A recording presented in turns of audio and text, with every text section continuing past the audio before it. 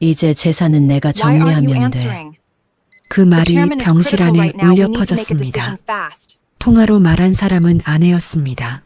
Why aren't you 듣고 있는 answering? 사람은 The chairman is 남편이었습니다. critical right now. We need to make a 문제는 decision. 아내는 남편이 듣고 있다는 사실을 모르고 있었다는 겁니다. 68살의 재벌 회장 한도윤은 뇌출혈로 쓰러져 중환자실에 누워 있었습니다. 의사는 의식불명이라고 했지만 그의 정신은 또렷하게 깨어 있었습니다.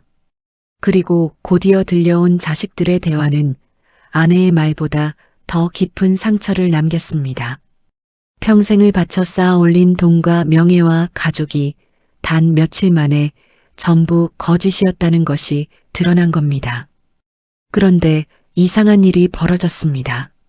모든 것이 무너진 그 어둠 속에서 도윤의 머릿속에 떠오른 건 자신이 버렸던 단 한 사람의 얼굴이었습니다. 대체 그 사람은 누구였고 왜 하필 이 순간에 떠오른 걸까요? 사연 시작하기 전에 구독과 좋아요 부탁드립니다. 응원해주시는 모든 분들 항상 감사드리며 오늘의 이야기 시작하겠습니다. 도윤이 처음 돈이라는 것을 만져본 건 32살 때였습니다. 그 전까지 그의 손에는 언제나 흙과 기름때가 묻어 있었죠. 공장에서 일하고 새벽에는 트럭짐을 나르고 밤에는 시장 뒷골목에서 좌판을 깔았습니다. 하루에 4-5시간도 채 못 자는 날이 대부분이었습니다. 그렇게 벌어온 돈은 고작 월세와 쌀값을 겨우 감당하는 수준이었죠. 그 시절 도윤의 곁에는 늘 한 사람이 있었습니다. 아내 선영이었습니다. 선영은 남편이 새벽같이 나가면 현관 앞에 서서 등을 바라보았고 남편이 지쳐 돌아오면 아무 말 없이 따뜻한 국물부터 내밀었습니다. 선영은 불평 한마디 하지 않았습니다. 남편이 힘들다는 걸 누구보다 잘 알았기 때문입니다. 둘이 처음 만난 건 24살 때였습니다. 같은 동네 시장 골목에서 자란 두 사람은 어릴 때부터 서로의 얼굴을 알고 있었죠. 둘 다 가난한 집안이었지만 그래서인지 서로의 사정을 말하지 않아도 이해할 수 있었습니다. 결혼은 소박했습니다. 예식장 대신 동네 교회에서 식을 올렸고 하객이라고 해봐야 양쪽 부모님과 이웃 몇 명이 전부였습니다. 그래도 두 사람은 웃고 있었습니다. 서로가 있다는 것만으로 충분하다고 믿었던 시절이었죠. 결혼 후 첫째 준호가 태어났을 때 도윤은 병원비를 마련하지 못해 이장에게 돈을 빌렸습니다. 선영은 아이를 낳고 사흘 만에 퇴원해서 바로 부엌에 섰습니다. 도윤은 그런 아내를 보며 이를 악물었습니다. 반드시 성공해서 이 사람을 편하게 해주겠다고 매일 밤 자신에게 다짐했습니다. 그 다짐은 현실이 되었습니다. 35살에 작은 무역회사를 차린 도윤은 남들이 기피하는 거래처를 직접 발로 뛰며 뚫었습니다. 선영은 그 사이 회사 격리를 맡았고 아이 둘을 키우면서도 남편의 사업을 묵묵히 도왔습니다. 사업이 궤도에 오르기까지 10년이 걸렸습니다. 45이 된 도윤은 더 이상 시장 골목의 청년이 아니었습니다. 회사는 중견기업으로 성장했고 강남에 사무실을 열었습니다. 그런데 성공할수록 도윤의 눈에 선영이 작아 보이기 시작했습니다. 거래처 사장들과의 저녁 자리에서 다른 사모님들이 골프와 해외여행 이야기를 나눌 때 선영은 조용히 고개만 끄덕였습니다. 브랜드 이름을 몰랐고 와인 잔을 잡는 법도 서툴렀습니다. 도윤은 그런 선영이 점점 부끄럽게 느껴지기 시작했습니다. 50살이 넘어가면서 도윤은 사업 모임에 혼자 참석하기 시작했고 선영이 차려놓은 저녁 밥상은 매일 식어갔습니다. 그 무렵 도윤의 곁에 새로운 사람이 나타났습니다. 윤세라였습니다. 세라는 세련된 차림에 부드러운 말투를 가진 여자였고 외국어도 유창했습니다. 세라와 함께 있으면 자신이 더 높은 사람이 된 것 같았습니다. 61살이 되던 해 도윤은 마침내 선영에게 이혼을 꺼냈습니다. 그날은 비가 내리고 있었습니다. 선영은 남편이 좋아하는 된장찌개를 끓이고 있었고 도윤은 식탁에 앉아 숟가락을 만지작거렸습니다. 한참을 망설이다가 입을 열었습니다. 우리 정리하자. 선영의 손이 멈추었습니다. 국자를 들고 있던 손이 미세하게 떨렸지만 뒤돌아보지 않았습니다. 정리라니요. 갑자기 무슨 말씀이세요? 당신은 내 수준에 맞지 않아. 솔직히 말하면 이제 당신과는 더 올라갈 수 없어. 부엌 안의 공기가 얼어붙었습니다. 선영은 천천히 고개를 돌렸습니다. 눈은 붉어져 있었지만 눈물은 흘리지 않았습니다. 다른 사람이 있는 거죠? 도윤은 대답하지 않았습니다. 하지만 시선을 피하는 것만으로도 충분한 대답이었습니다. 30년이에요. 당신과 내가 함께한 시간이, 그 시간이 고작 이 한마디로 끝나는 건가요? 선영의 목소리는 떨리고 있었지만 울음을 터뜨리지는 않았습니다. 울어봤자 이 사람의 마음을 돌릴 수 없다는 걸 알았기 때문이었죠.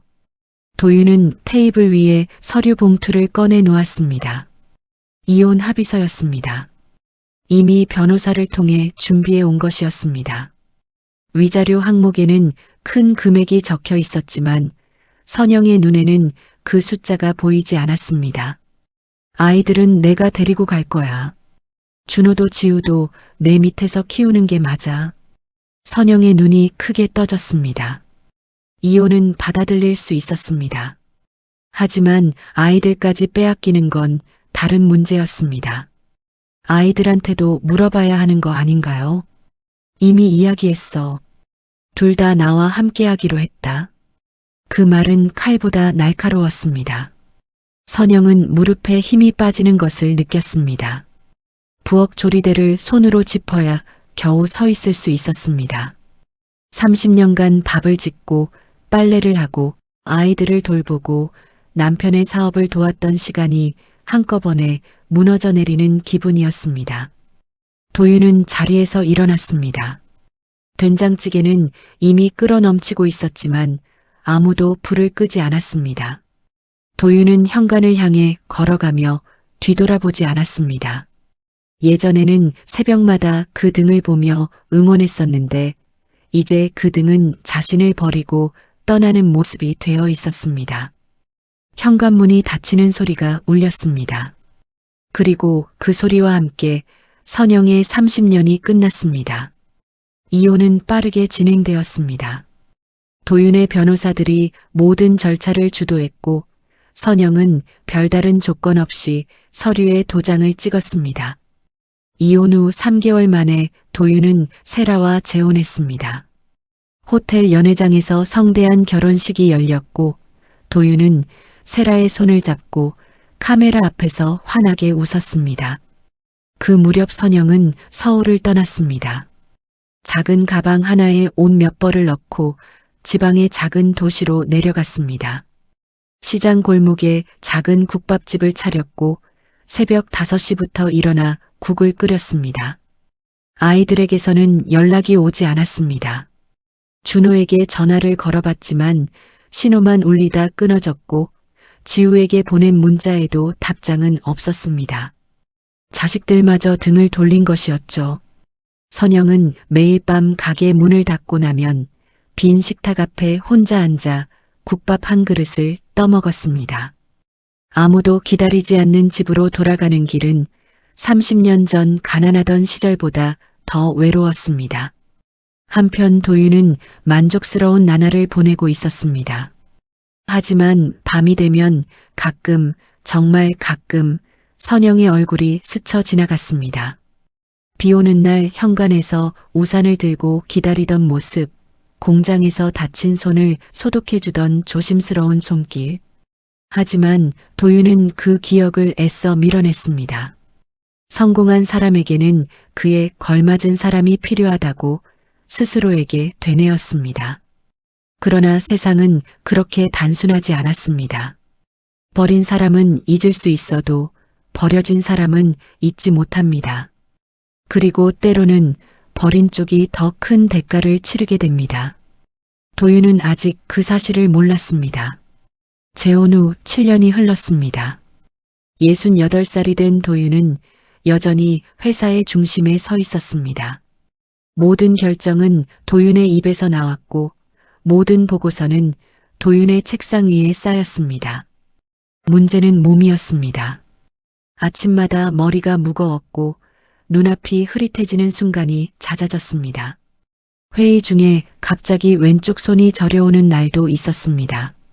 손가락 끝이 감각을 잃은 것처럼 먹먹해지면 도윤은 슬쩍 주먹을 쥐었다 폈다를 반복하며 아무렇지 않은 척했습니다. 그 모습을 눈치챈 사람은 오직 비서 태성뿐이었습니다. 회장님, 병원에 한번 다녀오시는 게 어떻겠습니까? 태성이 조심스럽게 말을 꺼낸 적이 있었습니다. 도윤은 서류에서 눈을 떼지 않은 채 대답했습니다. 병원 갈 시간에 계약서 하나 더 검토하는 게 낫지. 태성은 더 이상 말을 잇지 못했습니다.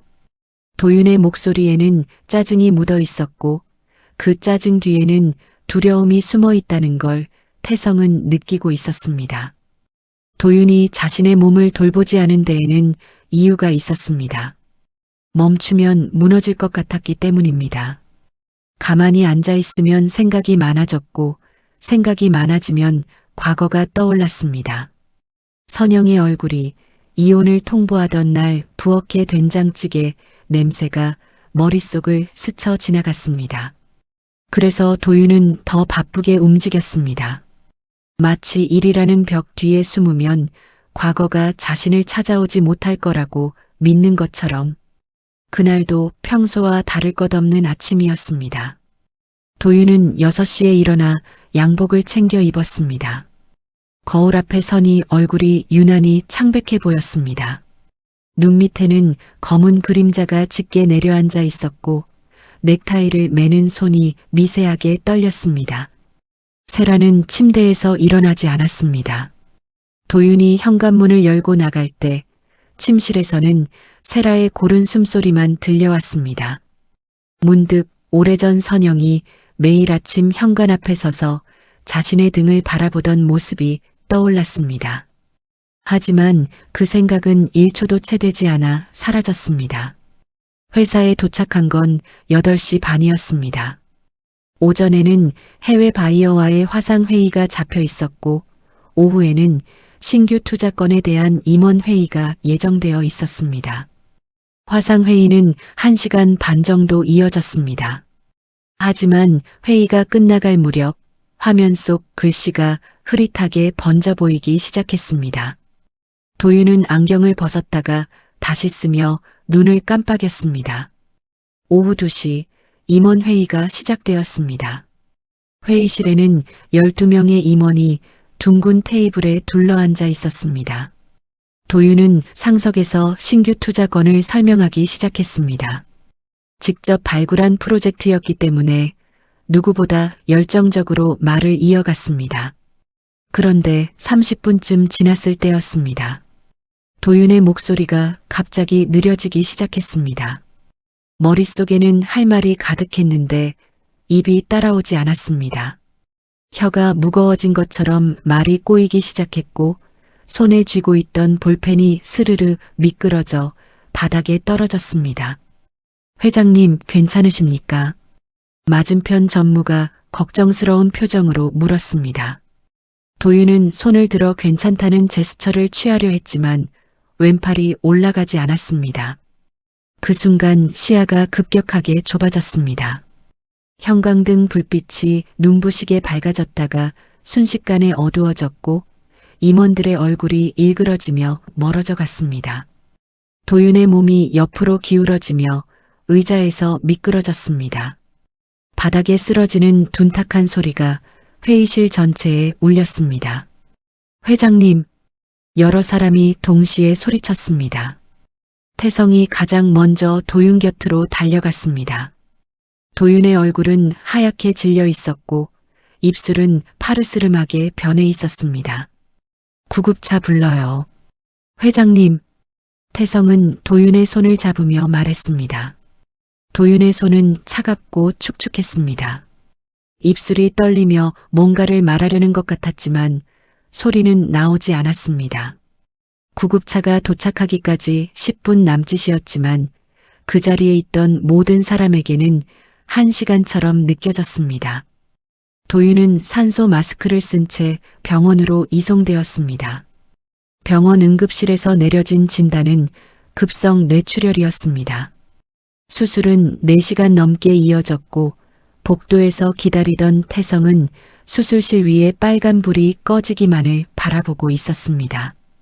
세라에게 연락이 간 건 도윤이 쓰러지고 1시간쯤 지나서였습니다. 세라는 전화를 받자마자 놀란 목소리를 냈지만 병원에 도착한 건 2시간이 더 지나서였습니다. 세라는 걱정스러운 표정을 지었지만 태성의 눈에 그 표정은 어딘가 어색해 보였습니다. 아들 준호와 딸 지우도 저녁 무렵 병원에 도착했습니다. 준호는 양복 차림 그대로 달려왔고 지우는 백화점 쇼핑백을 손에 들고 나타났습니다. 둘 다 아버지의 상태를 물었지만 그 질문 뒤에 숨겨진 진짜 관심이 무엇인지 태성은 오랜 경험으로 짐작할 수 있었습니다. 수술은 무사히 끝났습니다. 하지만 의사는 환자가 언제 의식을 되찾을지 장담할 수 없다고 말했습니다. 도윤은 중환자실로 옮겨졌고 온몸에 관이 연결된 채 하얀 침대 위에 누워 있었습니다. 그런데 이상한 일이 벌어지고 있었습니다. 도윤은 눈을 뜰 수 없었고 손가락 하나 꼼짝할 수 없었습니다. 하지만 정신은 또렷하게 깨어 있었습니다. 귀에 들려오는 소리 하나하나가 선명하게 들렸고 머릿속에서는 생각이 끊임없이 흘러가고 있었습니다. 처음에 도윤은 자신이 죽은 줄 알았습니다. 하지만 심장이 뛰고 있다는 걸 느낄 수 있었고 숨이 들어오고 나가는 것도 알 수 있었습니다. 살아있는데 갇혀있는 상태. 그것은 죽음보다 더 무서운 것이었습니다. 도윤은 온 힘을 다해 눈꺼풀을 들어 올리려 했습니다. 하지만 눈꺼풀은 1000근짜리 무게가 올려진 것처럼 꿈쩍도 하지 않았습니다. 뇌에서 보내는 신호가 손끝까지 도달하지 못하는 것 같았습니다. 그때 병실 문이 열리는 소리가 들렸습니다. 익숙한 향수 냄새가 느껴졌습니다. 세라였습니다. 여보, 저예요. 들리세요? 세라의 목소리는 부드러웠습니다. 하지만 도윤은 느낄 수 있었습니다. 7년을 함께 살면서 도윤은 세라의 목소리 톤을 잘 알고 있었습니다. 진짜 걱정할 때의 목소리와 누군가 앞에서 연기할 때의 목소리는 달랐습니다. 지금 세라의 목소리는 후자에 가까웠습니다.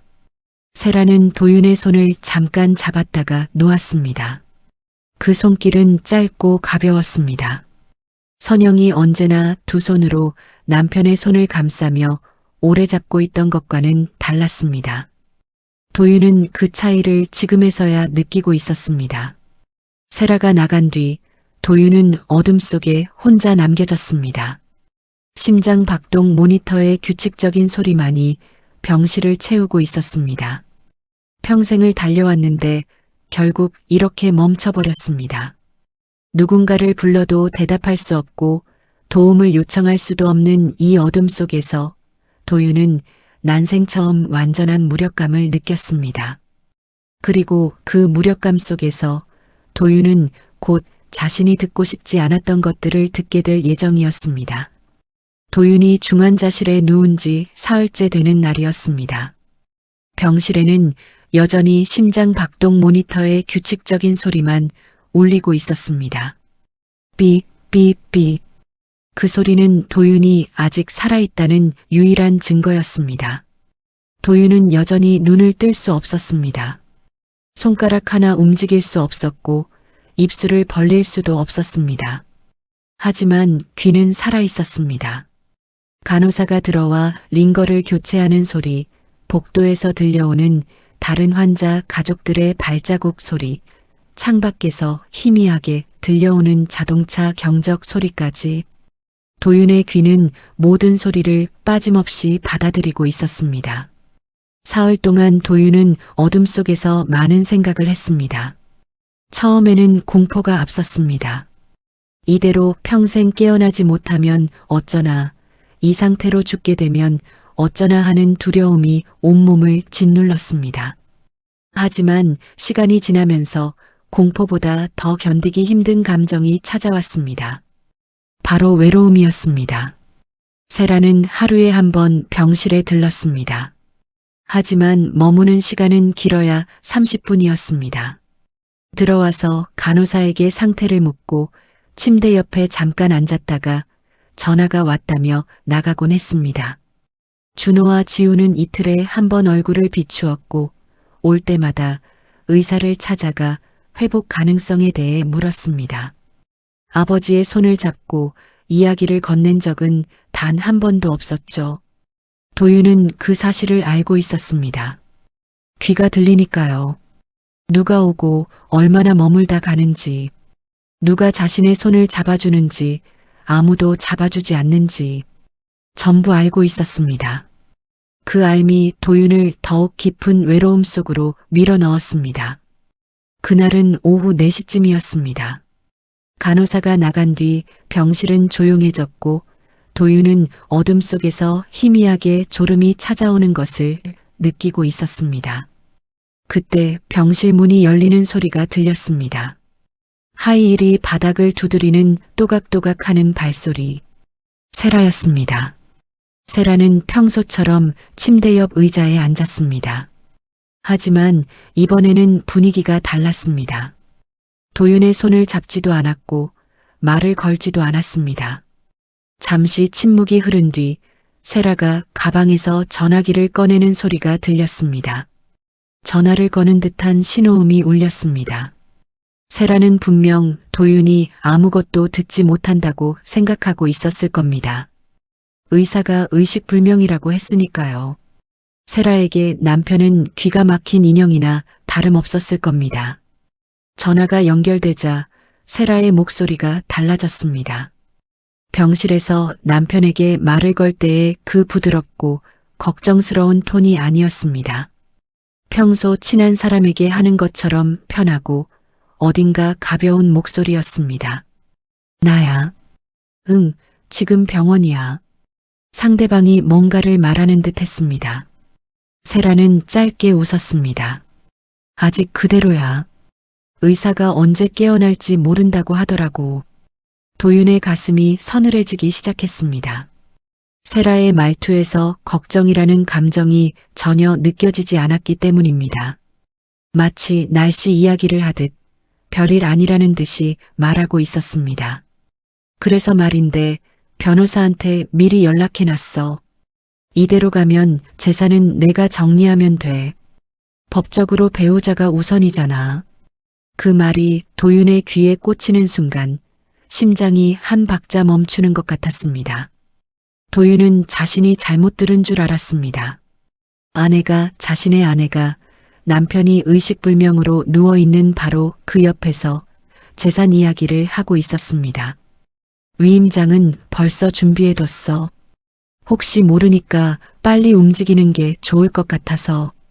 아이들이 먼저 손 쓰면 복잡해지잖아. 도윤은 온몸에 힘을 주었습니다. 눈을 뜨고 싶었습니다. 당장 일어나서 세라의 얼굴을 보고 싶었습니다. 하지만 몸은 꿈쩍도 하지 않았습니다.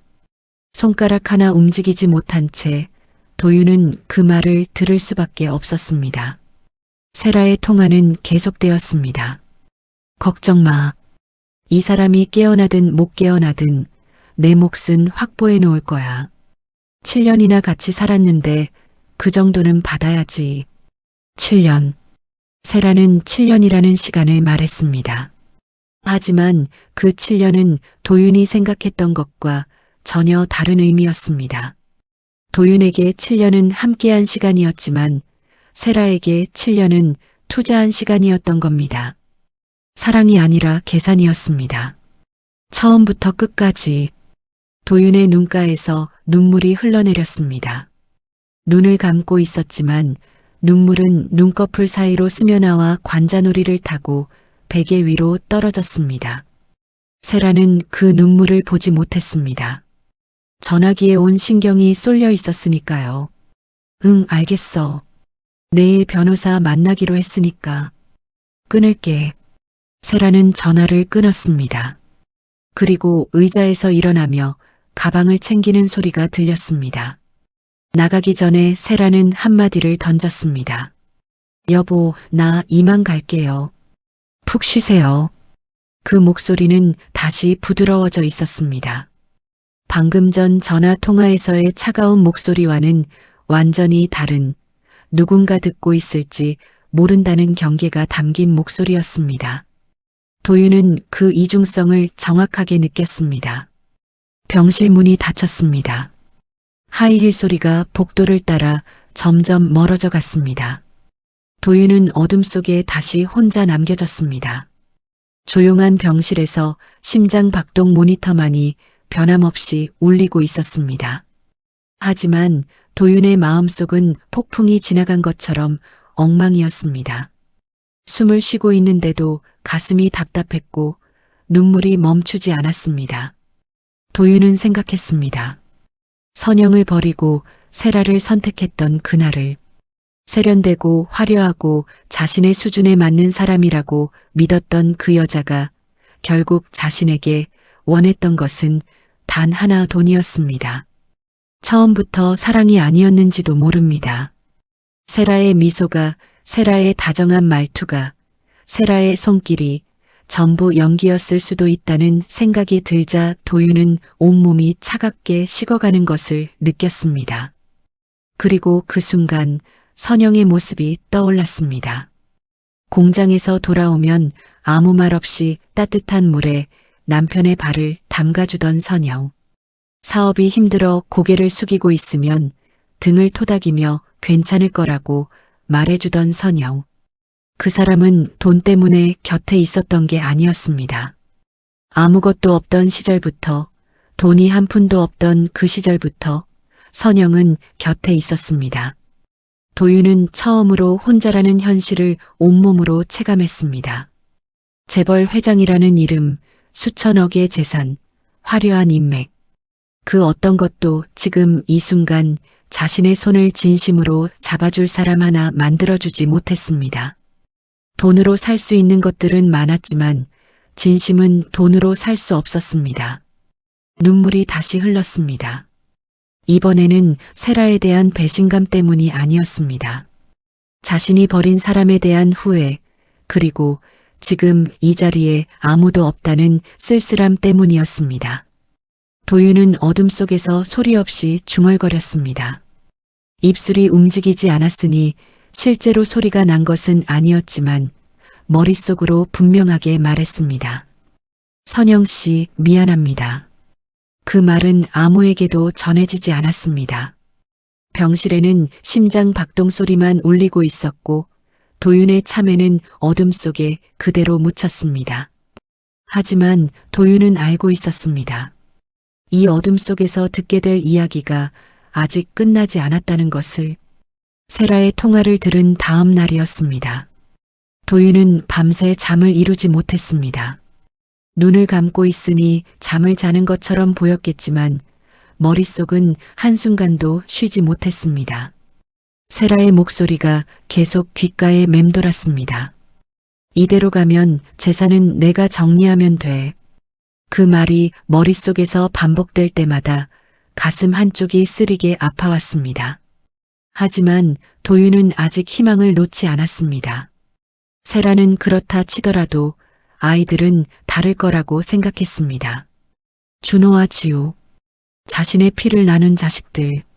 아무리 세상이 변해도 자식만은 아버지의 편일 거라고 도윤은 그렇게 믿고 싶었습니다. 준호는 도윤이 직접 키운 아들이었습니다. 대학을 졸업하자마자 회사에 들어왔고 도윤은 아들에게 사업의 모든 것을 가르쳤습니다. 거래처를 만나는 법, 계약서를 읽는 법, 사람을 다루는 법. 도윤은 아들이 언젠가 자신의 뒤를 이어 회사를 이끌어갈 거라고 기대했습니다. 준호에게는 아낌없이 투자했습니다. 해외 유학도 보냈고 고급 아파트도 마련해 주었습니다.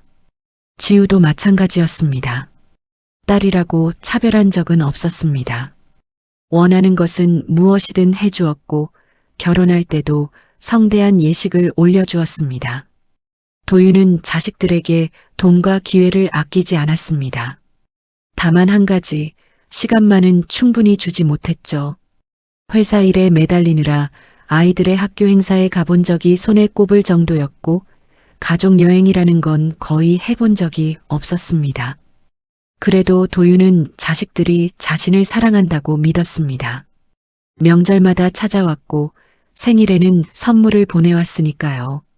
하지만 지금 이 병실에 누워 있으면서 도윤은 한 가지 사실을 깨닫기 시작하고 있었습니다.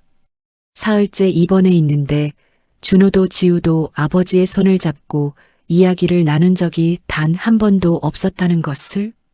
그날은 오후 5시쯤이었습니다.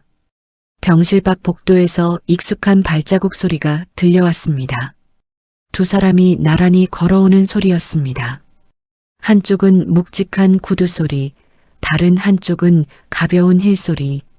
준호와 지우였습니다. 병실 문이 열렸습니다.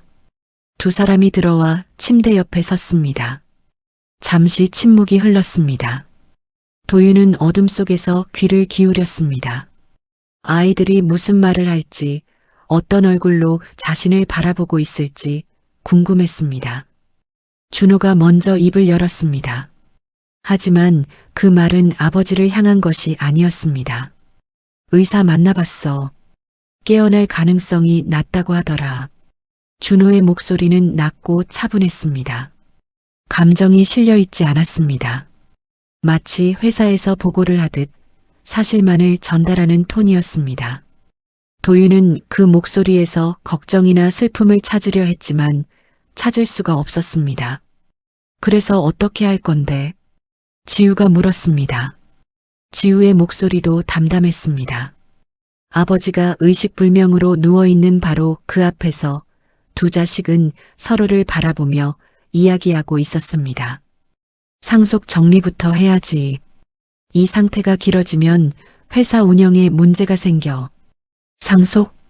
도윤의 심장이 쿵 하고 내려앉았습니다.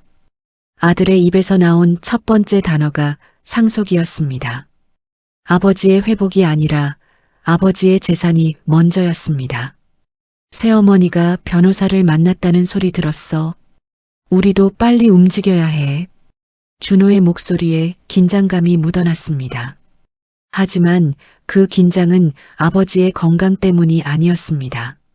새어머니에게 재산을 빼앗길까봐 걱정하는 긴장이었습니다. 지우가 한 발짝 앞으로 다가서는 소리가 들렸습니다. 오빠, 지분 정리는 어떻게 할 거야? 아버지 명의로 된 주식이 엄청 많잖아. 일단 위임장을 확보해야 해. 아버지가 의식이 없으니까 법적 대리인을 세워야 하고. 도윤은 그 대화를 듣고 있었습니다. 한마디 한마디가 귓속으로 들어올 때마다 가슴이 칼로 베이는 것 같았습니다. 도윤은 이를 악물고 싶었지만 턱에 힘이 들어가지 않았습니다. 주먹을 쥐고 싶었지만 손가락은 축 늘어진 채 움직이지 않았습니다. 지우가 한숨을 내쉬었습니다. 새어머니보다 우리가 먼저 손쓰지 않으면 아버지 재산 반 이상을 저 여자가 가져갈 수도 있어. 알아. 그래서 내가 법무팀 김 변호사한테 이미 연락해뒀어. 준호의 말투는 빠르고 정확했습니다. 이미 머릿속에 계획이 잡혀 있다는 것이 느껴졌습니다. 도윤은 충격을 받았습니다. 아들이 이렇게까지 빠르게 움직이고 있었다는 것에. 아버지가 쓰러진 지 겨우 사흘밖에 되지 않았는데 아들은 벌써 변호사와 이야기를 마친 상태였습니다. 오빠, 근데 아버지가 깨어나시면 어떡해? 지우가 조심스럽게 물었습니다. 도윤은 순간 가슴이 뜨거워졌습니다. 딸이 자신의 회복을 걱정하는 줄 알았습니다. 하지만 지우의 다음 말이 그 기대를 산산조각 냈습니다. 깨어나시면 상속 정리가 복잡해지잖아. 지금이 기회인 거 아니야? 지금이 기회. 도윤은 그 말을 듣는 순간 온몸에서 힘이 빠지는 것을 느꼈습니다. 딸이 아버지의 의식불명 상태를 기회라고 말했습니다. 아버지가 깨어나지 않는 것이 자신들에게 유리하다는 뜻이었습니다. 도윤의 눈에서 눈물이 흘러내렸습니다. 눈꺼풀 사이로 스며나온 눈물이 관자놀이를 타고 베개 위로 떨어졌습니다. 하지만 준호도 지우도 그 눈물을 보지 못했습니다. 아버지의 얼굴을 보고 있지 않았으니까요. 도윤은 어둠 속에서 과거를 떠올렸습니다. 준호가 초등학교에 입학하던 날 도윤은 아들의 손을 잡고 교문까지 걸어갔었습니다. 준호는 새 가방을 메고 아버지를 올려다보며 환하게 웃었습니다. 그 웃음이 지금도 선명하게 기억에 남아 있었습니다. 지우가 어릴 적 무릎이 까져서 울던 날도 떠올랐습니다. 도윤이 안아 올리자 지우는 아버지의 목을 꼭 감싸며 울음을 그쳤습니다. 그때 지우는 말했었죠. 아빠가 제일 좋아요. 그런 아이들이었습니다. 아버지를 세상에서 제일 좋아한다고 말하던 아이들이 지금은 아버지의 재산을 어떻게 나눌지 계산하고 있었습니다. 도윤은 스스로에게 물었습니다. 내가 뭘 잘못한 걸까? 하지만 대답은 이미 알고 있었습니다. 자식들에게 돈은 아낌없이 주었지만 마음을 나누는 법은 가르치지 못했습니다. 성공하는 법은 보여주었지만 사람을 소중히 여기는 법은 보여주지 못했습니다. 선영을 버리는 모습을 보여주면서 자식들에게 사람은 필요 없으면 버려도 된다는 것을 가르쳐버린 셈이었습니다. 준호가 시계를 보는 듯한 소리가 들렸습니다. 나 먼저 가볼게. 내일 법무팀이랑 미팅 있어서. 알겠어. 오빠, 나한테도 빠지는 거 없게 해줘. 당연하지. 두 사람이 병실을 나가는 발자국 소리가 들렸습니다. 문이 닫히고 복도의 발자국 소리가 점점 멀어져 갔습니다. 아무도 아버지에게 인사를 하지 않았습니다. 빨리 나으세요라는 말 한마디, 아버지 힘내세요라는 말 한마디가 없었습니다. 병실은 다시 조용해졌습니다. 심장 박동 모니터의 삐소리만이 규칙적으로 울리고 있었습니다. 도윤은 어둠 속에서 소리 없이 울었습니다. 눈물이 멈추지 않았습니다. 후처에게 배신당한 것도 아팠지만 자식들에게 배신당한 것은 차원이 다른 고통이었습니다. 평생을 바쳐 쌓아 올린 것들이 무너지고 있었습니다. 돈도 명예도 가족도 전부 허상이었다는 걸 도윤은 이 어둠 속에서 깨닫고 있었습니다. 그리고 그 무너짐 속에서 도윤의 머릿속에는 자꾸만 한 사람의 얼굴이 떠올랐습니다. 30년 전 비 오는 날 현관 앞에서 우산을 들고 기다리던 사람. 아무것도 바라지 않고 곁을 지켜주던 그 사람의 얼굴이. 준호와 지우가 병실을 나간 뒤 도윤은 오랫동안 아무 생각도 할 수 없었습니다. 머릿속이 텅 빈 것 같았습니다. 후처의 배신, 자식들의 배신. 이틀 사이에 두 번의 칼을 맞은 셈이었죠. 첫 번째 칼은 가슴을 찔렀고 두 번째 칼은 가슴을 관통했습니다. 병실의 어둠 속에서 도윤은 그저 누워 있었습니다. 심장 박동 모니터의 삐소리가 울릴 때마다 자신이 아직 살아있다는 사실이 오히려 원망스러웠습니다. 차라리 아무것도 듣지 못했으면 좋았을 거라는 생각이 들었습니다. 모르는 게 나았을 거라는 후회가 밀려왔습니다. 하지만 시간이 지나면서 텅 빈 머릿속에 하나둘 기억이 차오르기 시작했습니다. 그것은 도윤이 의도한 것이 아니었습니다. 마치 깊은 바닷속에서 기포가 저절로 올라오듯 아주 오래전 묻어두었던 기억들이 수면 위로 떠오르기 시작한 겁니다. 가장 먼저 떠오른 건 비 오는 어느 날이었습니다. 30살 무렵이었을 겁니다. 도윤이 공장에서 야근을 하고 밤 11시가 넘어서야 퇴근하던 날이었습니다. 그날따라 비가 억수같이 쏟아졌습니다. 우산도 없이 공장 정문을 나서려던 도윤은 어둠 속에서 누군가 서 있는 것을 보았습니다. 가로등 불빛 아래 작은 우산 하나를 들고 서 있는 선영이었습니다. 선영은 한 손에 우산을, 다른 손에는 도시락 보자기를 들고 있었습니다. 비를 맞으며 얼마나 기다렸는지 어깨가 축축하게 젖어 있었습니다. 하지만 선영은 웃고 있었습니다. 남편이 나오자마자 우산을 내밀며 말했죠. 밥 못 드셨죠? 김밥 싸왔어요. 도윤은 그때 아무 말도 하지 못했습니다. 비에 젖은 아내의 얼굴을 바라보며 코끝이 시큰해지는 것을 느꼈을 뿐이었습니다. 선영은 남편의 표정을 보고 괜히 머쓱해하며 웃었습니다. 왜 그래요? 빨리 먹어요. 식기 전에. 그 장면이 지금 병실의 어둠 속에서 마치 영화처럼 선명하게 재생되고 있었습니다.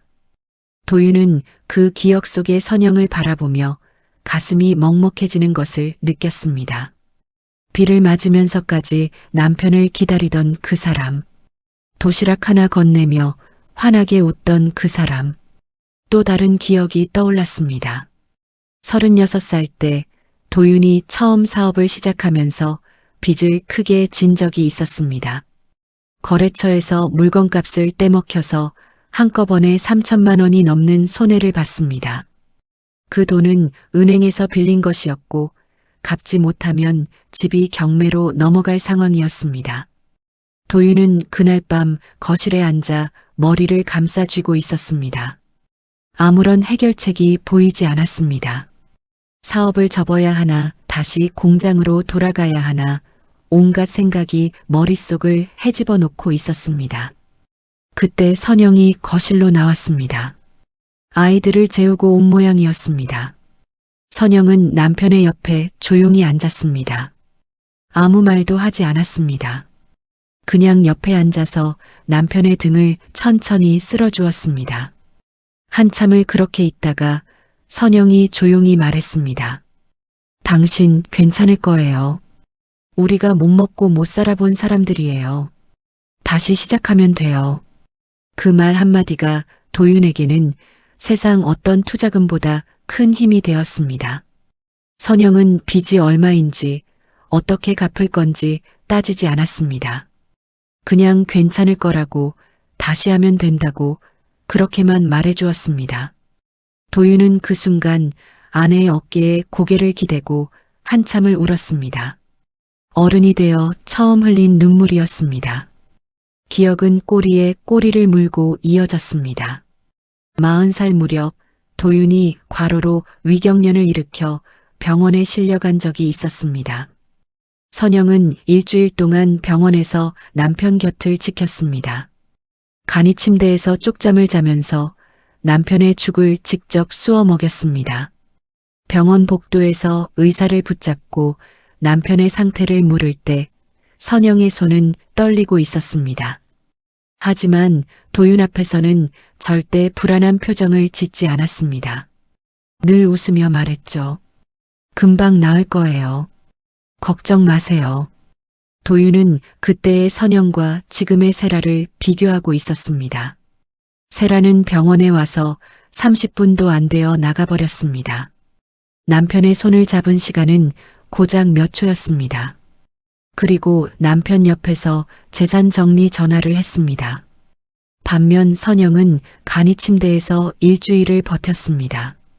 남편의 죽을 한 숟가락씩 떠서 입에 넣어 주었고 밤새 남편의 이마에 손을 대고 열이 있는지 확인했습니다. 같은 아내라는 이름을 가진 두 사람이었지만 그 무게는 하늘과 땅 차이였습니다. 또 하나의 기억이 떠올랐습니다. 이것은 도윤에게 가장 아픈 기억이었습니다. 이혼을 통보하던 날 선영이 마지막으로 했던 말이었습니다. 도윤이 현관을 향해 걸어가고 있을 때 선영이 등 뒤에서 말했습니다. 당신 몸 조심하세요. 밥 거르지 말고요. 그 말을 듣고 도윤은 발걸음을 멈추었습니다. 하지만 돌아보지는 않았습니다. 돌아보면 마음이 흔들릴 것 같았으니까요. 도윤은 그냥 현관문을 열고 나갔습니다. 그 뒤로 선영이 어떤 표정을 짓고 있었는지 도윤은 끝내보지 못했습니다. 지금 생각하면 그 말이 선영이 할 수 있는 마지막이었습니다. 자신을 버리고 떠나는 사람에게 원망 대신 건강을 챙기라는 말을 건넨 것. 그것이 선영이라는 사람이었습니다. 끝까지 상대를 미워하지 못하는, 끝까지 상대의 안부를 걱정하는 그런 사람이었습니다. 도윤의 눈에서 눈물이 멈추지 않았습니다. 눈꺼풀 사이로 스며나온 눈물이 얼굴 양쪽으로 흘러내렸습니다. 목이 메어왔지만 소리를 낼 수 없었습니다. 울고 싶었습니다. 소리내어 울고 싶었습니다. 하지만 몸은 여전히 꿈쩍도 하지 않았습니다. 왜 그 사람을 버렸을까? 왜 그 사람의 가치를 몰랐을까? 세련되지 못하다고, 자기 수준에 맞지 않는다고, 그런 어리석은 이유로 30년을 함께한 사람을 내쫓았습니다. 와인 잔을 잡는 법을 몰랐던 선영. 골프채를 한 번도 잡아보지 못한 선영. 하지만 비 오는 날 공장 앞에서 도시락을 들고 기다릴 줄 아는 사람은 선영뿐이었습니다. 빚더미에 앉아있는 남편의 등을 쓸어주며 괜찮을 거라고 말해줄 수 있는 사람도 선영뿐이었습니다. 도윤은 깨달았습니다. 세라가 보여준 세련됨은 연기였지만 선영이 보여준 투박함은 진심이었다는 것을. 화려한 포장지 안에는 아무것도 없었고 낡은 가방 안에 진짜 보물이 있었다는 것을. 도윤은 어둠 속에서 선영의 이름을 불렀습니다. 물론 입 밖으로 소리가 나지는 않았습니다. 하지만 머릿속에서만큼은 또렷하게 그 이름을 되뇌었습니다. 선영 씨, 나는 당신이 유일하게 나를 사람으로 대해준 존재였다는 걸 이제야 알았습니다. 병실은 여전히 조용했습니다. 심장 박동 모니터만이 규칙적으로 울리고 있었습니다. 하지만 도윤의 마음속에서는 무언가가 달라지고 있었습니다. 후회와 슬픔 사이에서 아주 작은 결심이 싹을 틔우고 있었습니다. 만약에 이 어둠에서 빠져나갈 수 있다면, 눈을 뜰 수만 있다면, 그때는 반드시 그 사람을 찾아가겠다는 결심이, 그 결심은 아직 희미한 불씨에 불과했습니다.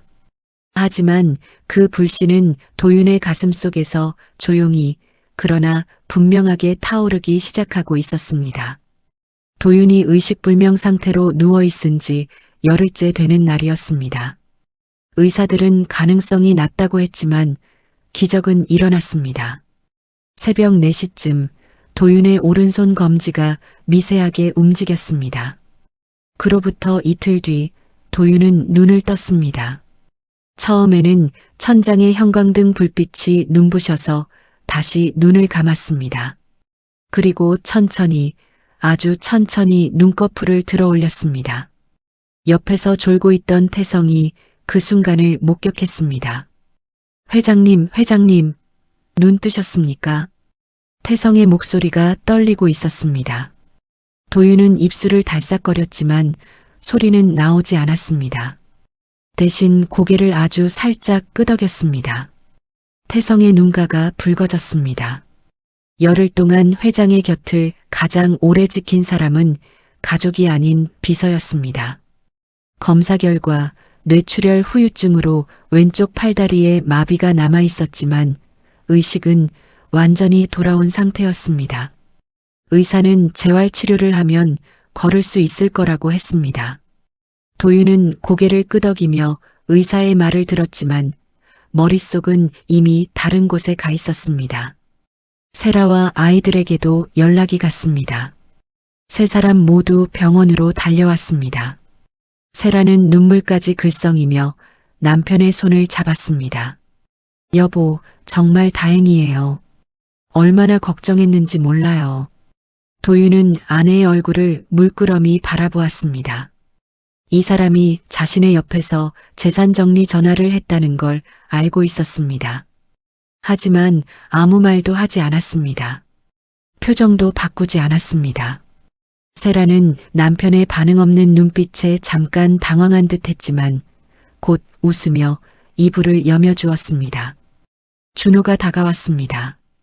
아버지, 몸은 좀 어떠세요? 괜찮다. 도윤의 목소리는 거칠고 낮았습니다. 열흘 만에 처음 내는 목소리였으니까요. 준호의 눈빛에는 안도와 함께 다른 무언가가 섞여 있었습니다. 도윤은 그것을 놓치지 않았습니다. 아들이 무슨 생각을 하고 있는지 이미 다 알고 있었으니까요. 지우도 인사를 건넸지만 도윤은 짧게 고개를 끄덕일 뿐이었습니다. 가족들이 돌아간 뒤 병실에는 도윤과 태성만 남았습니다. 도윤은 한참 동안 창밖을 바라보았습니다. 저녁 노을이 병실 안으로 스며들어 하얀 벽을 붉게 물들이고 있었습니다. 도윤은 그 노을을 보며 생각했습니다. 자신의 인생도 저 노을처럼 저물고 있다고. 김비서. 도윤이 조용히 불렀습니다. 태성은 의자에서 몸을 앞으로 숙이며 대답했습니다. 네, 회장님. 부탁이 하나 있네. 태성은 도윤의 눈을 바라보았습니다. 열흘 전의 도윤과 지금의 도윤은 같은 사람이 아닌 것 같았습니다. 예전의 날카롭고 차가운 눈빛이 아니라 무언가를 내려놓은 사람의 눈이었습니다. 선영 씨가 어디 사는지 알아봐 줄 수 있겠어? 태성은 잠깐 놀란 표정을 지었지만 곧 고개를 끄덕였습니다. 그날 밤부터 수소문을 시작했고 이틀에 걸쳐 옛 지인들에게 연락을 돌린 끝에 선영이 지방의 한 소도시 시장 골목에서 국밥집을 하고 있다는 소식을 찾아냈습니다. 국밥집? 그 말에 도윤의 가슴이 아려왔습니다. 한때 재벌 회장의 아내였던 사람이 시장 골목에서 새벽부터 국을 끓이며 살고 있었습니다. 그 삶을 만든 건 다른 누구도 아닌 자기 자신이었습니다. 도윤은 재활치료에 매달렸습니다. 왼쪽 다리를 끌며 복도를 걸었고 마비된 왼손으로 숟가락을 쥐는 연습을 반복했습니다. 물리치료사가 쉬라고 해도 듣지 않았습니다. 이를 악물고 한 발 한 발 내디뎠습니다. 다른 환자들은 의욕을 잃고 포기하는 경우가 많았지만 도윤은 달랐습니다. 찾아가야 할 사람이 있었으니까요. 퇴원은 입원 후 한 달 만에 이루어졌습니다. 의사는 좀 더 입원해 있기를 권했지만 도윤은 고집을 부렸습니다. 세라와 아이들에게는 퇴원 사실을 알리지 않았습니다. 태성에게만 말했죠. 오늘 나가겠어. 병원 정문 앞에 서자 오랜만에 맞는 바깥 공기가 폐 속으로 밀려 들어왔습니다. 태성이 검은색 승용차를 대고 있었지만 도윤은 차에 타지 않았습니다. 김비서, 옷 좀 구해다 줘. 낡은 거로. 아무도 나를 알아보지 못할 만한 옷으로. 태성은 잠시 멈칫했지만 곧 고개를 끄덕이고 자리를 떴습니다. 1시간쯤 뒤 태성은 비닐봉지 하나를 들고 돌아왔습니다. 안에는 중고 점퍼 하나, 낡은 면바지, 헐렁한 운동화가 들어 있었습니다. 도윤은 병원 화장실에서 옷을 갈아입었습니다. 거울 앞에 선 자신의 모습을 보자 입가에 쓴웃음이 번졌습니다. 수천억 원의 재산을 가진 재벌 회장이 중고 점퍼를 걸치고 낡은 운동화를 신고 서 있었습니다. 머리는 한 달 동안 제대로 관리하지 못해 헝클어져 있었고 볼은 푹 꺼져 있었습니다. 거울 속 자신은 어디에서 봐도 평범한 노인이었습니다. 아니, 평범한 노인보다도 더 초라해 보였습니다. 하지만 도윤은 오히려 마음이 편해지는 것을 느꼈습니다. 재벌 회장이라는 껍데기를 벗어던지자 이상하게도 몸이 가벼워졌습니다. 평생 짊어지고 살았던 이름과 지위와 체면, 그 무게가 얼마나 무거웠는지를 이 순간 깨달았습니다. 태성이 도윤의 모습을 보고 눈시울이 붉어졌습니다. 30년 가까이 모셔온 회장이 이런 모습이 된 것이 충격이었을 겁니다. 시장까지 태워다 줘. 시장 근처에서 내려주면 돼. 회장님, 정말 이렇게 가실 겁니까? 이렇게 가야 해. 이 모습 그대로. 도윤의 목소리는 단호했지만 떨리고 있었습니다. 두려움 때문이 아니었습니다. 7년 만에 선영을 만난다는 사실에 가슴이 요동치고 있었기 때문입니다. 선영이 자신을 보면 어떤 표정을 지을까? 문 앞에서 돌려보낼까? 아니면 한마디라도 들어줄까? 아무것도 장담할 수 없었습니다. 차는 고속도로를 달려 2시간 남짓 만에 소도시에 도착했습니다. 차창 밖으로 논밭과 작은 마을들이 스쳐 지나갔습니다. 도윤은 창밖을 바라보며 입술을 꾹 다물고 있었습니다. 시장 입구 앞에서 차가 멈추었습니다. 도윤은 문을 열고 천천히 내렸습니다. 여기서부터는 혼자 갈게. 알겠습니다. 연락 주시면 바로 오겠습니다. 도윤은 시장 골목을 향해 걸어가기 시작했습니다. 왼쪽 다리를 약간 끌며 낡은 점퍼 주머니에 손을 넣은 채 걸었습니다. 시장 상인들이 스쳐 지나갔지만 아무도 그를 알아보지 못했습니다. 재벌 회장 한도윤은 사라지고 초라한 노인 한 명이 시장 골목을 걷고 있었습니다. 골목 안쪽으로 들어서자 작은 국밥집 간판이 보였습니다. 선영국밥. 도윤은 그 간판을 보는 순간 다리에 힘이 풀리는 것을 느꼈습니다. 가게 안에서 하얀 김이 피어오르고 있었고 국을 끓이는 보글보글 소리가 들려왔습니다. 도윤은 국밥집 앞에 멈춰 섰습니다. 심장이 세차게 뛰고 있었습니다. 안으로 들어가야 하는데 발이 떨어지지 않았습니다. 7년이라는 시간, 30년의 배신, 그 무게가 두 발을 바닥에 붙잡고 있는 것 같았습니다. 도윤은 깊게 숨을 들이쉬었습니다. 그리고 한 발을 내디뎠습니다. 재벌 회장으로서가 아니라 죄를 지은 한 사람으로서, 용서를 구하러 가는 한 사람으로서 국밥집 문 앞에 선 도윤은 한동안 움직이지 못했습니다. 유리문 너머로 가게 안이 보였습니다. 작은 가게였습니다. 테이블이 4개, 의자가 12개. 벽에는 메뉴판이 하나 붙어 있었고 그 옆에 달력이 걸려 있었습니다. 바닥은 낡았지만 깨끗하게 닦여 있었고 테이블 위에는 수저통과 김치통이 가지런히 놓여 있었습니다. 작지만 정갈한 가게였습니다. 선영이라는 사람의 성격이 그대로 묻어나는 공간이었습니다. 그리고 주방 쪽에 한 사람이 서 있었습니다. 선영이었습니다. 7년 만에 보는 선영의 모습은 많이 달라져 있었습니다. 머리카락에는 흰 것이 많아져 있었고 얼굴에는 깊은 주름이 새겨져 있었습니다. 손등에도 세월의 흔적이 고스란히 남아 있었습니다. 하지만 허리를 꼿꼿이 세운 채 국솥 앞에 서 있는 뒷모습은 예전 그대로였습니다. 국자를 들고 국물간을 보는 손놀림도 앞치마를 두른 모습도 30년 전 좁은 부엌에서 남편을 위해 밥을 짓던 그 모습 그대로였습니다. 도윤의 눈가가 뜨거워졌습니다. 코끝이 시큰해지고 목구멍이 조여왔습니다. 문을 열어야 하는데 손이 떨려서 문고리를 잡을 수가 없었습니다. 한참을 그렇게 서 있다가 도윤은 떨리는 손으로 유리문을 밀었습니다. 딸깍 하는 소리와 함께 문이 열렸습니다. 가게 안으로 국밥 끓는 냄새가 확 밀려왔습니다. 따뜻하고 구수한 냄새. 그 냄새가 도윤의 코끝을 적시는 순간 눈물이 핑 돌았습니다. 이 냄새를 알고 있었습니다. 30년 전 선영이 끓여주던 국의 냄새와 같았습니다. 선영이 고개를 돌렸습니다. 손님이 들어온 줄 알고 인사를 하려던 참이었겠죠. 하지만 문 앞에 서 있는 사람을 보는 순간 선영의 입이 굳어졌습니다. 국자를 들고 있던 손이 멈추었고 눈이 크게 떠졌습니다. 낡은 점퍼에 헝클어진 머리, 푹 꺼진 볼. 누가 봐도 초라한 노인이었지만 선영은 한눈에 알아보았습니다.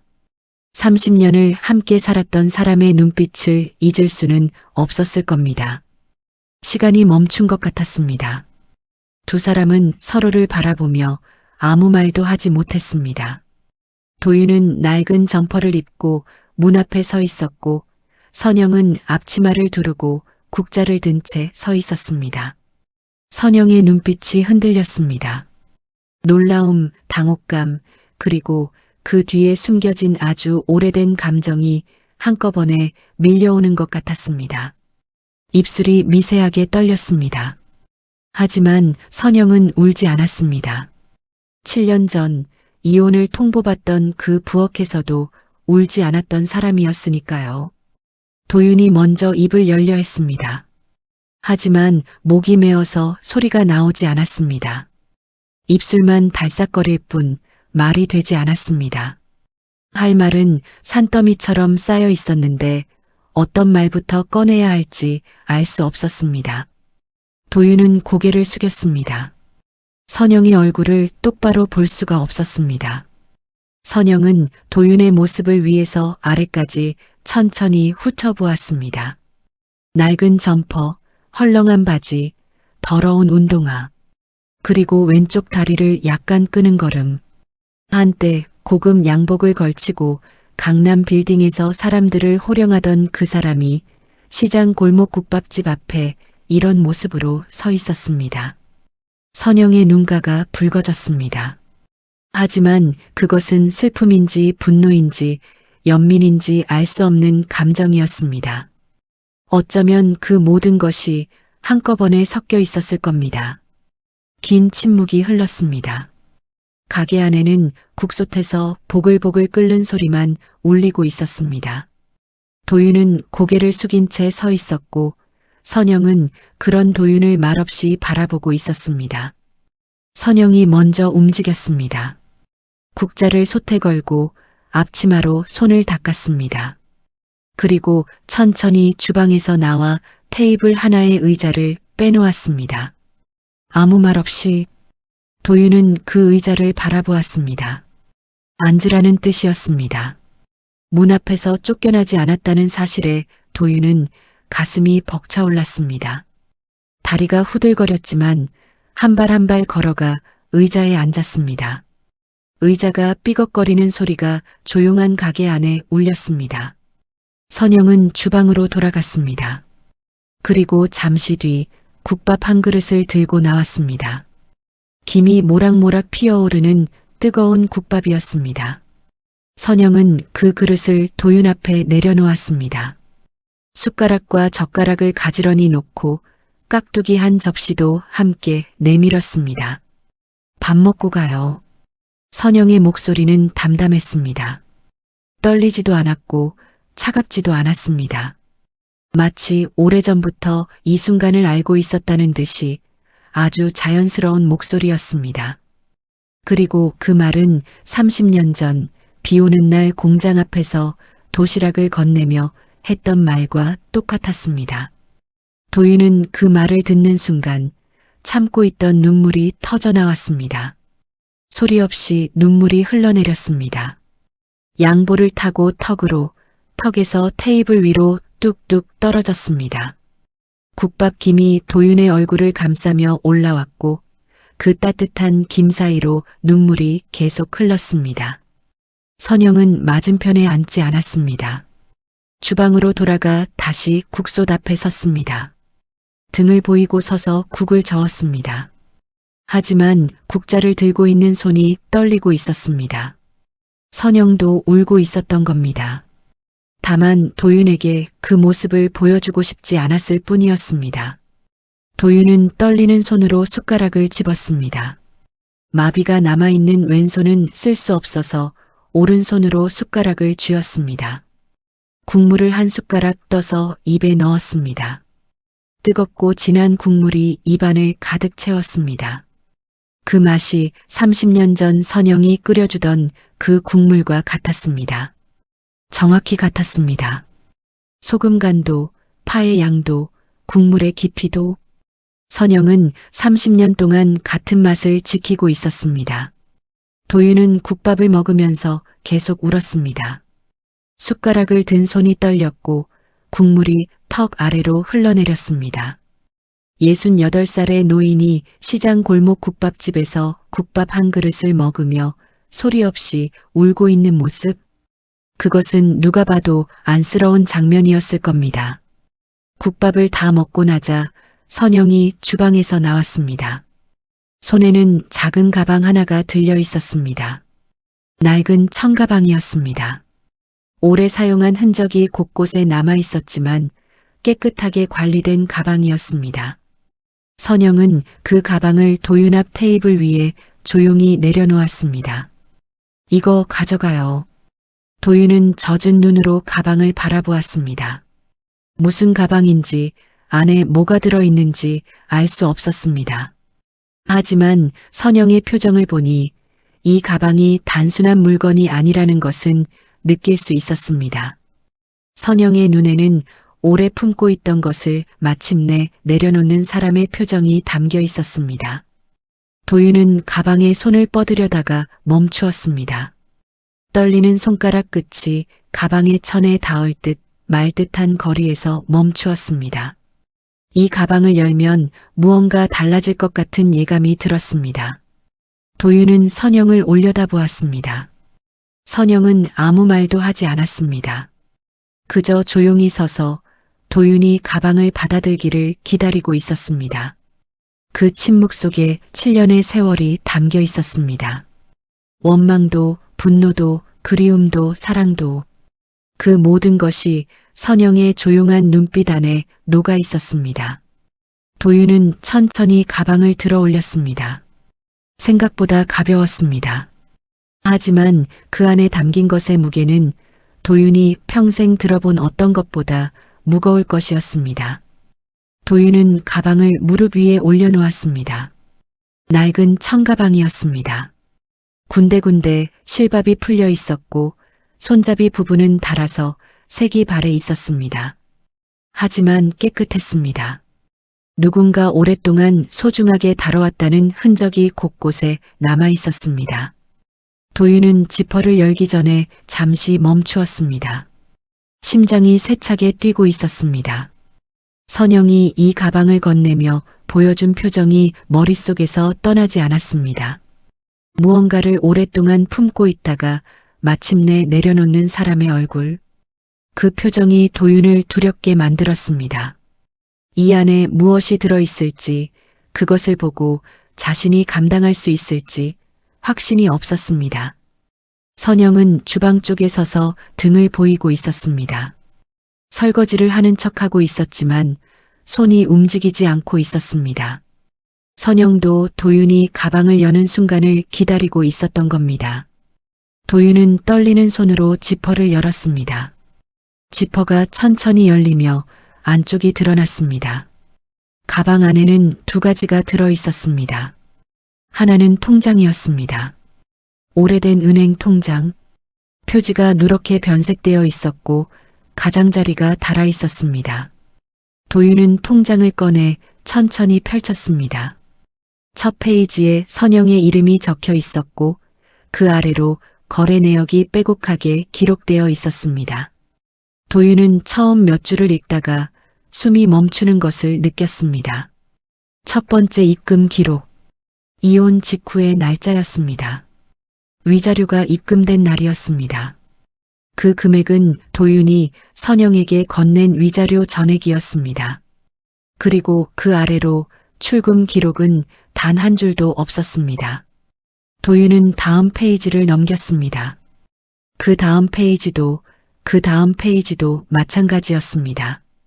7년 동안 이자가 붙어 조금씩 금액이 늘어나 있었지만 출금 내역은 단 한 건도 없었습니다. 선영은 위자료를 한 푼도 쓰지 않았던 겁니다. 7년 동안 단 한 번도.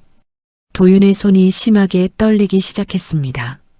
통장을 들고 있는 손가락 끝이 하얗게 변할 정도로 힘이 들어갔습니다. 눈앞이 흐릿해졌습니다. 눈물이 차올라서 글씨가 보이지 않았습니다. 선영은 시장 골목에서 국밥집을 하며 7년을 살았습니다. 새벽 5시에 일어나 국을 끓이고 하루 종일 손님을 맡고 밤 9시에 가게 문을 닫았습니다. 그렇게 벌어들인 돈으로 월세를 내고 재료비를 대고 생활비를 충당했습니다. 넉넉하지 않은 살림이었을 겁니다. 아니, 솔직히 말하면 빠듯했을 겁니다. 그런데도 선영은 위자료에 손을 대지 않았습니다. 그 돈은 자신의 30년을 보상하기 위해 도윤이 건넨 돈이었습니다. 법적으로도 도의적으로도 선영이 쓸 권리가 있는 돈이었습니다. 하지만 선영은 그 돈을 쓰지 않았습니다. 왜? 도윤은 그 이유를 알 것 같으면서도 차마 입 밖으로 꺼내지 못했습니다. 선영에게 그 돈은 그냥 돈이 아니었을 겁니다. 30년이라는 시간의 값으로 매겨진 숫자. 자신의 인생이, 자신의 헌신이, 자신의 사랑이 금액으로 환산된 결과물. 선영은 그 돈을 받아들이지 못했던 겁니다. 쓰는 순간 자신의 30년이 정말로 그 금액의 가치밖에 되지 않는다는 것을 인정하는 셈이 되니까요. 도윤은 통장을 내려놓고 가방 안에 남은 다른 물건을 꺼냈습니다. 깨끗하게 개어진 옷이었습니다. 남자 옷이었습니다. 하얀 셔츠 한 장과 회색 바지 한 벌. 도윤은 그 옷을 펼쳐보다가 멈추었습니다. 셔츠의 목 부분에 작은 글씨로 사이즈가 적혀 있었는데 그것은 도윤의 사이즈였습니다. 선영은 도윤의 옷을 준비해두고 있었던 겁니다. 언젠가 이 사람이 올지도 모른다고 생각하며 깨끗한 옷 한 벌을 가방에 넣어두었던 겁니다. 아니면 이 사람이 오지 않더라도 마음의 준비를 해두고 싶었던 것일 수도 있습니다. 어느 쪽이든 선영은 7년이라는 시간 동안 이 가방을 곁에 두고 있었습니다. 도윤은 셔츠를 두 손으로 쥐고 얼굴에 가져다 대었습니다. 깨끗한 세제 냄새가 났습니다. 선영이 직접 빨아서 다려놓은 것이 분명했습니다. 셔츠에 주름 하나 없는 매끄러운 천이 도윤의 볼에 닿았고 그 순간 도윤의 눈에서 눈물이 쏟아졌습니다. 더 이상 참을 수 없었습니다. 도윤은 의자에서 미끄러지듯 내려와 바닥에 무릎을 꿇었습니다. 마비가 남아있는 왼쪽 다리가 욱신거렸지만 그런 것은 느끼지도 못했습니다. 두 손으로 셔츠를 쥔 채 고개를 깊이 숙이고 오열했습니다. 소리가 터져나왔습니다. 병원에서 열흘 동안 소리 없이 울기만 했던 도윤이 이 작은 국밥집 바닥에서 처음으로 소리내어 울었습니다. 어깨가 들썩거렸고 숨이 끊어질 듯한 울음이 가게 안을 채웠습니다. 이건 왜? 이건 대체 왜? 도윤의 목소리는 갈라지고 떨리고 있었습니다. 완전한 문장이 되지 못한 채 끊어졌습니다. 선영은 그제서야 주방에서 나왔습니다. 도윤이 바닥에 무릎을 꿇고 울고 있는 모습을 보자 선영의 입술이 떨렸습니다. 눈가가 붉어졌지만 여전히 울음을 참고 있었습니다. 선영은 도윤 앞에 서서 한참을 바라보았습니다. 한때 자신을 버리고 떠났던 사람이 초라한 모습으로 바닥에 엎드려 울고 있었습니다. 그 모습을 보는 선영의 마음이 어떠했을지 아마 세상 누구도 온전히 이해할 수는 없었을 겁니다. 원망과 연민, 슬픔과 안도, 그 모든 감정이 한꺼번에 밀려왔을 테니까요. 그 돈은 당신 돈이에요. 내 돈이 아니에요. 선영이 조용히 말했습니다. 목소리가 떨리고 있었지만 울음을 터뜨리지는 않았습니다. 내 30년은 돈으로 바꿀 수 있는 게 아니에요. 그래서 안 썼어요. 쓸 수가 없었어요. 도윤은 고개를 들어 선영을 올려다보았습니다. 눈물로 범벅이 된 얼굴이었습니다. 코끝이 빨갛게 물들어 있었고 입술이 파르르 떨리고 있었습니다. 미안하다. 그 말이 겨우 입 밖으로 나왔습니다. 68살의 재벌 회장이 바닥에 무릎을 꿇고 전처에게 고개를 숙이며 사과하고 있었습니다. 정말 미안하다. 선영아. 선영은 대답하지 않았습니다. 고개를 돌려 창밖을 바라보았습니다. 시장 골목에는 저녁 어스름이 내려앉고 있었고 가로등이 하나둘 켜지고 있었습니다. 선영의 옆모습에 노란 불빛이 스며들었습니다. 그 빛 아래에서 선영의 눈가에 맺혀 있던 눈물 한 방울이 볼을 타고 흘러내렸습니다. 7년 동안 참아왔던 눈물이었습니다. 가게 안은 다시 조용해졌습니다. 국솥에서 보글거리는 소리만 낮게 울리고 있었습니다. 바닥에 무릎을 꿇은 도윤과 창밖을 바라보며 조용히 눈물을 흘리는 선영. 두 사람 사이에는 30년의 세월이 놓여 있었습니다. 그 세월은 통장 속 숫자로도 깨끗하게 개어진 셔츠 한 장으로도 다 담을 수 없는 무게였습니다. 하지만 그 무게 속에서 아주 작은 변화가 일어나고 있었습니다. 선영의 눈물 한 방울이 7년 동안 닫혀있던 문을 아주 조금 열어놓은 것이었습니다. 도윤은 국밥집에서 1시간 남짓 머물다 일어섰습니다. 선영에게 더 말을 하고 싶었지만 지금은 아니라는 걸 알고 있었습니다. 사과 한마디로 30년의 상처가 아물 리 없었습니다. 말이 아니라 행동으로 보여줘야 한다는 걸 도윤은 뼛속 깊이 느끼고 있었습니다. 다시 올게. 도윤이 조용히 말했습니다. 선영은 대답 대신 고개를 살짝 끄덕였습니다. 그것으로 충분했습니다. 문을 닫아버리지 않았다는 것만으로도 도윤에게는 감사한 일이었습니다. 시장 골목을 나온 도윤은 태성에게 전화를 걸었습니다. 태성은 근처 주차장에서 기다리고 있었습니다. 차에 오른 도윤의 표정은 국밥집에 들어가기 전과 완전히 달라져 있었습니다. 눈이 붉게 부어 있었지만 그 안에는 무언가를 결심한 사람의 단단함이 담겨 있었습니다. 김비서, 서울로 가. 회사로. 태성은 고개를 끄덕이며 차를 출발시켰습니다. 도윤은 뒷좌석에 앉아 창밖을 바라보며 입을 다물고 있었습니다. 머릿속에서는 이미 계획이 만들어지고 있었습니다. 해야 할 일이 산더미처럼 쌓여 있었습니다. 하지만 순서는 정해져 있었습니다. 먼저 세라를 정리해야 했습니다. 다음 날 아침 도윤은 양복을 다시 입고 회사에 출근했습니다. 한 달 넘게 비어있던 회장실에 불이 켜졌고 임원들은 회장이 돌아왔다는 소식에 술렁거렸습니다. 도윤은 회장실 책상에 앉아 서류를 정리하기 시작했습니다. 태성에게 지시한 것은 단 하나였습니다. 세라한테 연락해서 오늘 오후에 회사로 와달라고 전해줘. 세라는 오후 2시에 도착했습니다. 평소와 다름없이 세련된 차림이었습니다.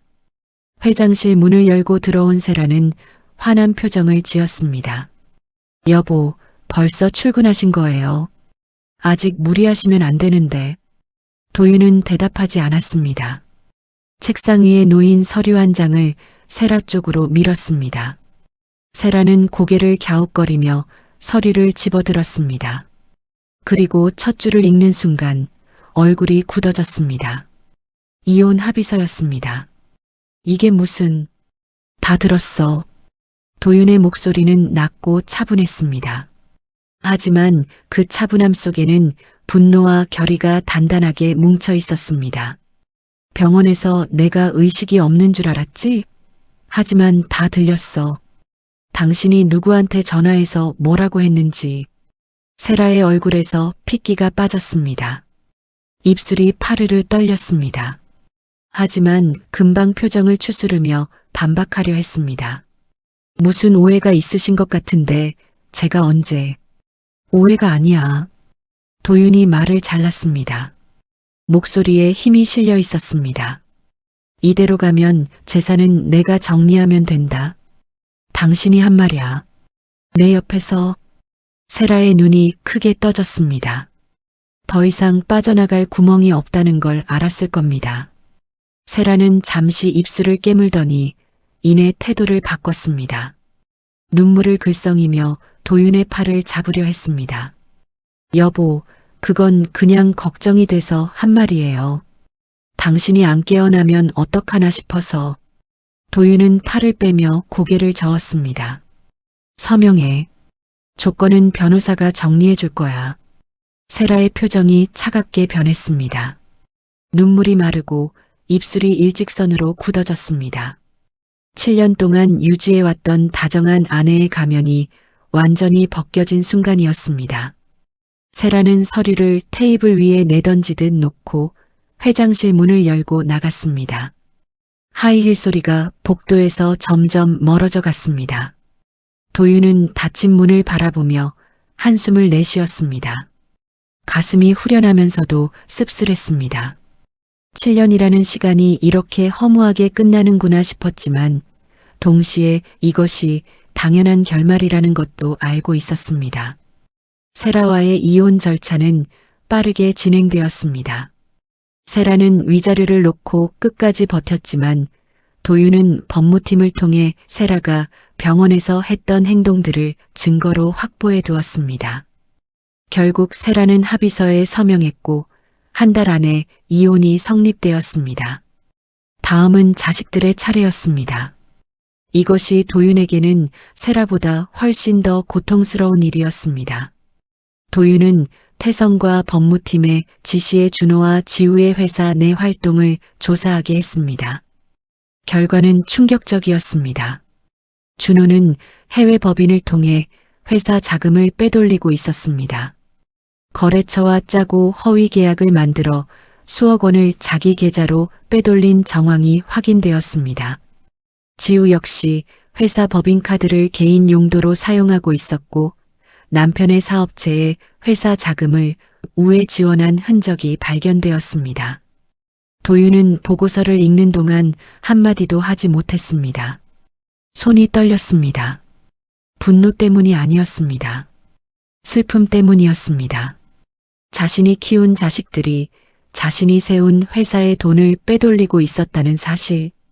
아버지가 병원에 누워 있는 동안에도 상속 계산부터 했던 아이들이었으니 어쩌면 예상했어야 하는 일이었는지도 모릅니다. 하지만 아는 것과 확인하는 것은 다른 문제였습니다. 도윤은 준호와 지우를 회사로 불렀습니다. 둘은 나란히 회장실로 들어왔습니다. 도윤은 책상 위에 조사 보고서를 펼쳐놓고 두 사람을 바라보았습니다. 이게 뭔지 알겠나? 준호는 보고서를 보자마자 얼굴이 하얗게 변했습니다. 지우도 마찬가지였습니다. 둘 다 아무 말도 하지 못한 채 서 있었습니다. 아버지, 이건 오해가 있는 거예요. 제가 설명드릴 수 있습니다. 준호가 떨리는 목소리로 말했습니다. 하지만 도윤은 손을 들어 아들의 말을 막았습니다. 설명은 법정에서 해라. 그 한마디에 준호의 입이 닫혔습니다. 지우는 눈물을 흘리며 아버지에게 매달렸습니다. 아버지, 제발이요. 저희가 잘못했어요. 한 번만 봐주세요. 도윤은 딸의 얼굴을 바라보았습니다. 어린 시절 무릎이 까져서 울던 그 얼굴이 겹쳐 보였습니다. 아빠가 제일 좋아요 라고 말하던 그 아이. 가슴이 찢어지는 것 같았습니다. 하지만 도윤은 눈을 감고 고개를 저었습니다. 한 번 봐주면 너희는 또 같은 짓을 할 거야. 아버지가 이번에 깨달은 게 있어. 잘못된 건 바로 잡아야 한다는 거야. 아무리 늦었더라도. 준호와 지우는 회장실에서 나갔습니다. 두 사람의 등을 바라보는 도윤의 눈에 눈물이 고여 있었습니다. 자식을 법적으로 처벌한다는 것이 얼마나 큰 고통인지 세상 어떤 말로도 설명할 수 없었습니다. 하지만 도윤은 이것이 옳은 일이라고 믿었습니다. 잘못을 눈 감아주는 것은 사랑이 아니라 또 다른 형태의 무책임이라는 걸 이제야 알았으니까요. 횡령과 배임권은 법적 절차를 통해 처리되었습니다. 도윤은 자식들에게 개인적으로 합의를 제안하지 않았습니다. 법이 정한 대로 처벌받게 했습니다. 주변에서는 왜 자식들에게 그렇게까지 하느냐는 말도 나왔지만 도윤은 흔들리지 않았습니다.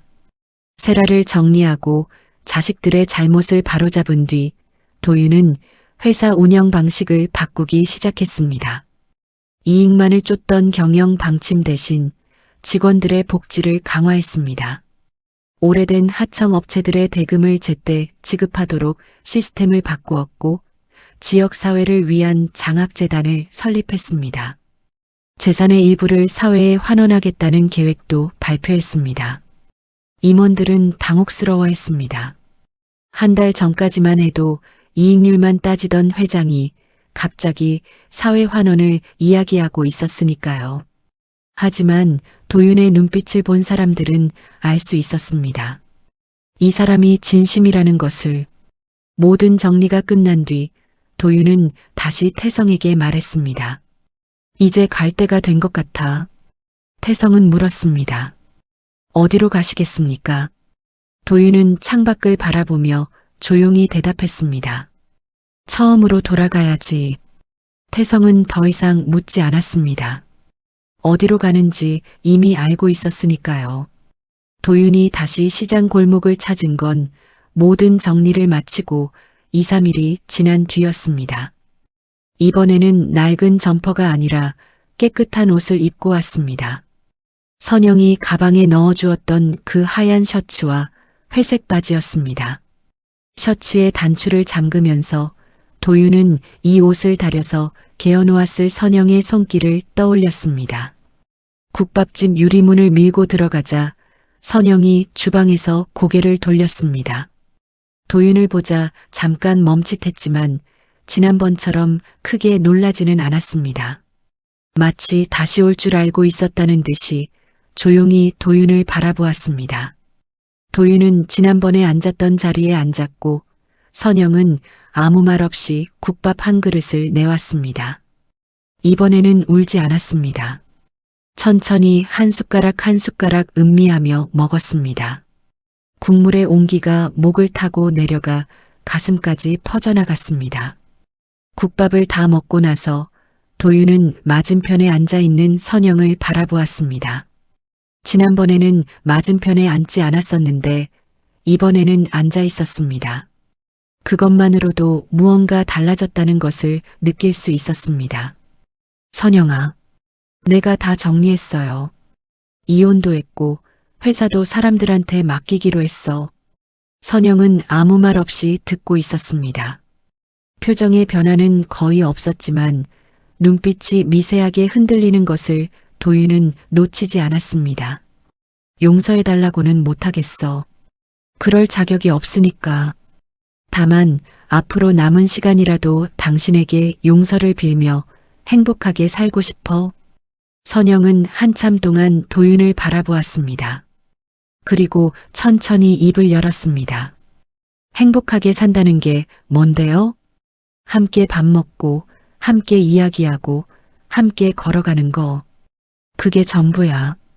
선영의 눈가가 붉어졌습니다. 입술을 꾹 깨물고 한참을 있다가 고개를 돌려 창밖을 바라보았습니다. 시장 골목에 오후 햇살이 비스듬하게 들어오고 있었습니다.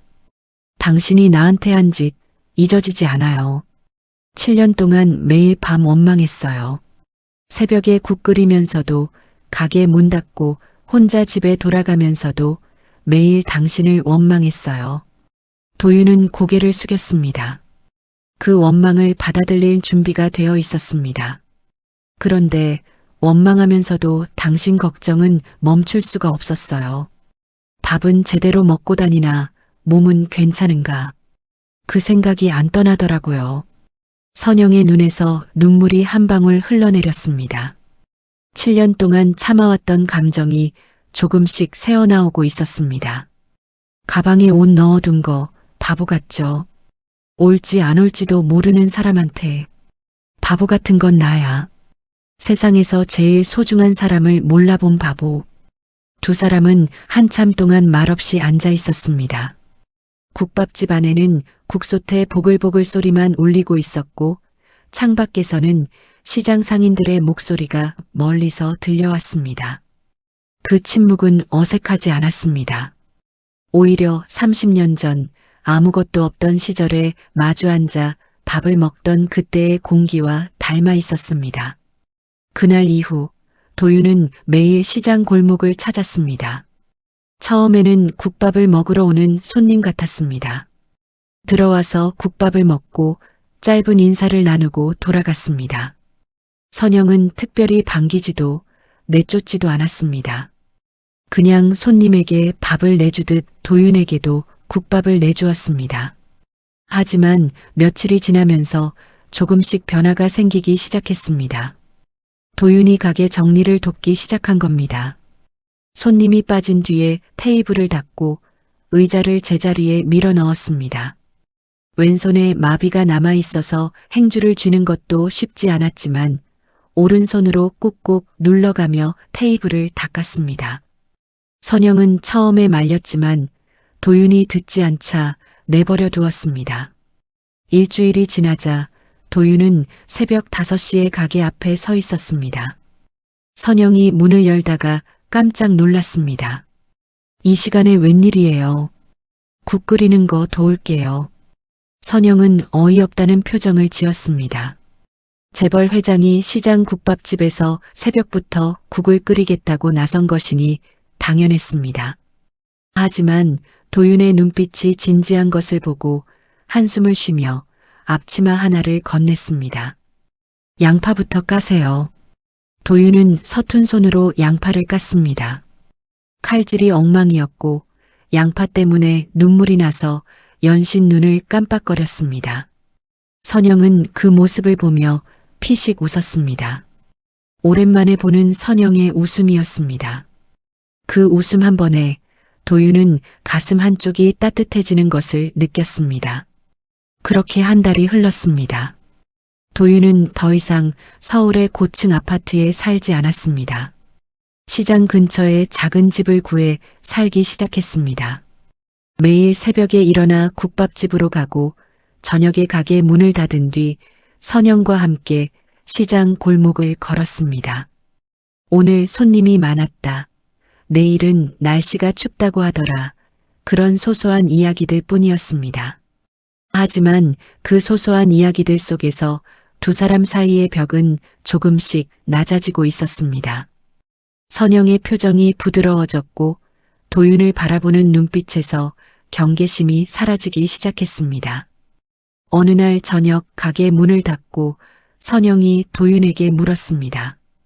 배 안 고파요? 괜찮아. 들어와요. 같이 저녁 먹어요. 그 한마디가 도윤에게는 세상 무엇보다 큰 선물이었습니다. 선영이 차린 저녁은 소박했습니다. 된장찌개에 나물 반찬 몇 가지. 하지만 도윤은 그 밥상 앞에서 한참을 바라보다가 숟가락을 들었습니다. 30년 전 좁은 부엌에서 마주 앉아 밥을 먹던 그때와 같은 풍경이었습니다. 달라진 건 두 사람의 얼굴에 주름이 깊어졌다는 것뿐이었습니다. 도윤은 된장찌개를 한 숟가락 떠먹으며 조용히 말했습니다. 이게 진짜 부자인 것 같아. 선영이 고개를 갸웃거렸습니다. 뭐가요? 이렇게 마주 앉아서 밥 먹는 거. 수천억이 있어도 혼자 먹으면 거지나 다름없는 거더라고. 선영은 아무 말 없이 도윤을 바라보았습니다. 그리고 아주 작게, 정말 아주 작게 웃었습니다. 화려하지도 큰 소리가 나지도 않는 웃음이었습니다. 하지만 도윤에게는 평생 본 어떤 웃음보다 아름다운 웃음이었습니다.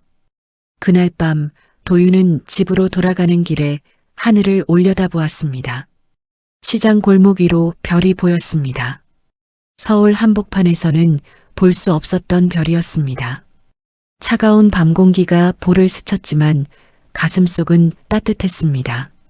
도윤은 한참 동안 그 별을 바라보다가 혼잣말처럼 중얼거렸습니다.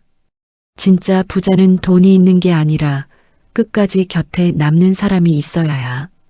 그 말은 누구에게 하는 것도 아니었습니다. 68살의 노인이 수십 년의 실수 끝에 마침내 깨달은 진실을 스스로에게 확인하는 말이었습니다. 도윤은 과거를 돌이킬 수 없다는 걸 알고 있었습니다. 버린 30년을 되돌릴 수는 없었습니다. 하지만 앞으로 남은 시간은 달라질 수 있었습니다.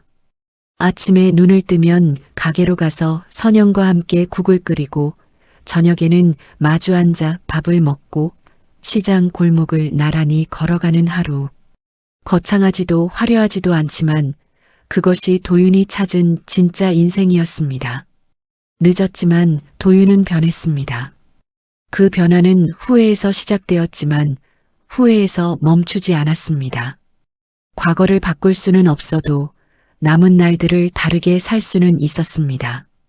도윤은 그것을 증명하기로 했습니다.